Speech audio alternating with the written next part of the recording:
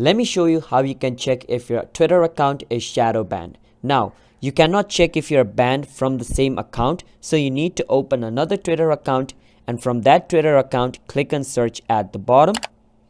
And at the top where it says search, you want to write your account's name. So let's say I write my account's name over here and nothing is shown up. That basically means I'm search suggested ban.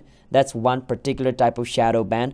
But let's say I just write my entire username and then only it shows up, then that basically means yes, I am shadow banned, because when I write my name nothing shows up, but when I write add and search for it using particular digits and number, it shows up.